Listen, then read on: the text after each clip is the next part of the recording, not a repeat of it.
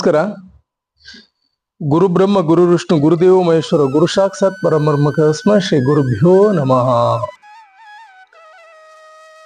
ಆಧ್ಯಾತ್ಮಿಕ ಚರಿತ್ರೆಯಲ್ಲಿ, ಜ್ಯೋತಿಷ್ಯದ ಚರಿತ್ರೆಯಲ್ಲಿ ನಮ್ಮ ಗ್ರಹಗಳ ಸ್ಥಿತಿ ಯಾವ ಮಟ್ಟದಿಂದ ಎಲ್ಲಿಗೆ ಒಯ್ಯುತ್ತೆ ಅನ್ನೋದಕ್ಕೆ ಸಣ್ಣದೊಂದು ಉದಾಹರಣೆ. 55 ವರ್ಷದ ವ್ಯಕ್ತಿ ಆತನ 35 ವರ್ಷದಲ್ಲಿದ್ದಾಗ 5 ರೂಪಾಯಿ ಕೂಡ ಪರದಾಟ. ಆ ನಂತರ ಗುರು ದಶೆ ಸ್ಟಾರ್ಟ್ ಆದ ನಂತರ ಆತನ ಜೀವನದ ಬದಲಾವಣೆ ಇದೆಯಲ್ಲ, ಅದ್ಭುತ ಚೈತನ್ಯ. 20 ವರ್ಷದ ಒಂದು ಜೀವನದಲ್ಲಿ 100 ಕೋಟಿಗಳನ್ನು ಗಳಿಸ್ತಾನೆ ಆ ವ್ಯಕ್ತಿ. ಬರೀ ಹಣ ಗಳಿಸಲ್ಲ, ಆಧ್ಯಾತ್ಮಿಕ ಚರಿತ್ರೆಯಲ್ಲಿ ಅದ್ಭುತ ಸಾಧನೆಗಳನ್ನು ಮಾಡ್ತಾನೆ. ಸ್ಪಿರಿಚುವಲ್ ಗ್ರೋತ್ ಅಲ್ಲಿ ಎನ್ಲೈಟನ್ಮೆಂಟ್ ಮಾಸ್ಟರ್ ತರ ಮೆರಿತಾನೆ. ಒಳ್ಳೊಳ್ಳೆ ಕಾರ್ಯಕ್ರಮಗಳು, ಒಳ್ಳೊಳ್ಳೆ ಸಾಧನೆಗಳನ್ನ ಎಲ್ಲರಿಗೂ ತಿಳಿಸ್ತಾನೆ.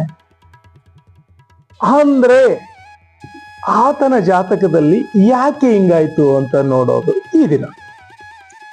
ಸೊ ರಾಹು ಕೇತುಗಳ ನೋಟ ಕಾಳ ಸರ್ಪದೋಷದಲ್ಲಿದೆ. ಕಾಳ ಸರ್ಪದೋಷ ಯಾವಾಗ್ಲೂ ಒಂಟಿಯಾಗಿ ರಾಹು ಮತ್ತು ಕೇತು ಕೂತಿದ್ರು ಅಂದ್ರೆ ನಿಮ್ಮ ಬೇರೆ ದೇಶಗಳ ಯಾವ್ಯಾವ ಇದೆ ದಶೆ ಬ್ಯೂಟಿಫುಲ್ ನಡೀತಾ ಇದೆ, ಯಾವ್ದೋ ಶುಕ್ರ ದೇಶ ಅನ್ಕೊಳ್ಳಿ, ನೋ ಯೂಸ್. ಆ ಲಾಭನೇ ನಿಮಗೆ ಸಿಗಲ್ಲ. ಯಾಕೆ ಅಂದ್ರೆ ಕಾಳ ಸರ್ಪದೋಷ ಆದ ನೋಟ ಆ ಒಂದು ಗ್ರಹಗಳು, ಈ ದೊಡ್ಡ ಗ್ರಹಗಳ ಬೆನಿಫಿಟ್ಸ್ ಗ್ರಹಗಳ ಫುಟೇಜ್ ಅನ್ನ ಸ್ಟಾಪ್ ಮಾಡಿಬಿಡುತ್ತೆ. ಯಾವಾಗ ಇಲ್ಲಿ ಕಾಳಸರ್ಪ ದೋಷದ ಪೂಜೆಯನ್ನ, ಹೋಮವನ್ನ, ಹವನವನ್ನ ಮಾಡಿದಾಗ ಪಾಸಿಟಿವ್ನೆಸ್ ಕ್ರಿಯೇಟ್ ಆಗ್ತಾ ಹೋಗುತ್ತೆ. ಎಷ್ಟು ಅಂದ್ರೆ 35 ವರ್ಷದಾಗಿದ್ದಾಗ 5 ರೂಪಾಯಿ ಕೂಡ ಒದ್ದಾಡದಂತ ವ್ಯಕ್ತಿ ಇವತ್ತು 100 ಕೋಟಿ ಗಳಿಸಿದಾನೆ ಅಂದ್ರೆ ಇಟ್ಸ್ ನಾಟ್ ಎ ಜೋಕ್. ಗ್ರಹಗಳ ಪ್ರಾಬಲ್ಯ ಎಷ್ಟು ಪವರ್ಫುಲ್ ಇದಾವೆ ಪ್ಲಾನೆಟ್ ಅನ್ನೋದೇ ಉದಾಹರಣೆ. ಕೆಲವೊಬ್ರು ಹೇಳ್ತಾರೆ, ತರ್ಕ ಬುದ್ಧಿಯಿಂದ ಹೇಳ್ತಾರೆ, ರಜನಿಕಾಂತ್ ಅವ್ರು ಹುಟ್ಟಿದಾಗ ಎಷ್ಟೋ ಜನ ಹುಟ್ಟಿದ್ದಾರೆ, ಅವರೆಲ್ಲ ಸಕ್ಸಸ್ ಆಗಿಲ್ವಲ್ಲ, ಯಾಕೆ? ಇದು ಆಸ್ಟ್ರಾಲಜಿಯಲ್ಲಿ ಏನ್ ಹೇಳುತ್ತೆ ಅಂತ ಹೇಳ್ತಾರೆ.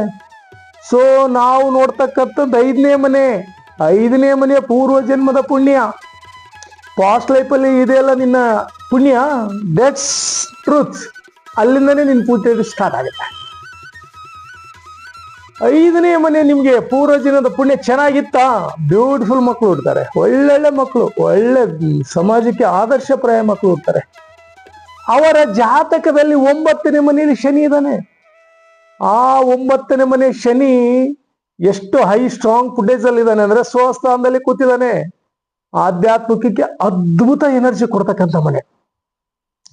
ತುಂಬಾ ತುಂಬಾ ತುಂಬಾ ಆ ಒಂದು ಸ್ಟ್ರಾಂಗ್ ಸ್ಟಾರ್ಟ್ ಆಯ್ತಲ್ಲ ದೆಸೆ, ಪಿತ್ರಾರ್ಜಿತ ಆಸ್ತಿ ಎಲ್ಲ ಬಂದು ಇವತ್ತು ಅದ್ಭುತ 100 ಕೋಟಿ ಒಡೆಯನಾಗಿದ್ದಾನೆ. ಹೀಗಾಗಿ ಆಸ್ಟ್ರಾಲಜಿಯನ್ನ ತರ್ಕ ಬುದ್ಧಿಯಿಂದ ನೋಡ್ಬೇಡಿ. ತರ್ಕ ಬುದ್ಧಿಯಿಂದ ನೋಡಿದಾಗ ನಿಮ್ಗೆ ಗೊತ್ತಾಗೋದು ಇಷ್ಟೇ, ಅಲ್ಲೇ. ಯಾಕೆ ಅಂದ್ರೆ ನಿಮ್ಮ ಗ್ರಹಗಳು ಅಷ್ಟರಲ್ಲೇ ಇದ್ದಾವೆ, ಹೀಗಾಗಿ ನಿಮ್ಮ ವರ್ತನೆ ಹಾಗೆ ಇರುತ್ತೆ. ನಿಮ್ಮಲ್ಲಿ ಸ್ಟ್ರಾಂಗ್ ಗ್ರಹಗಳ ವರ್ತನೆ ಸ್ಟಾರ್ಟ್ ಆಯ್ತು, ಎಸ್ ಸ್ಟಾರ್ಟ್ ಆಗಿದೆ, ಗುಡ್, ಸಕ್ಸಸ್ಫುಲ್ ಹೊಂಟಿದೆ.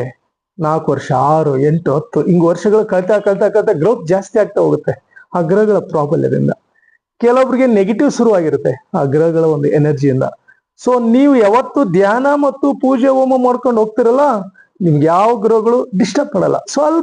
ಸ್ವಲ್ಪ ಆಗುತ್ತೆ ಅಷ್ಟೇ, ಪಾಸಿಟಿವ್ನೆಸ್ ಹೈ ಆಗುತ್ತೆ.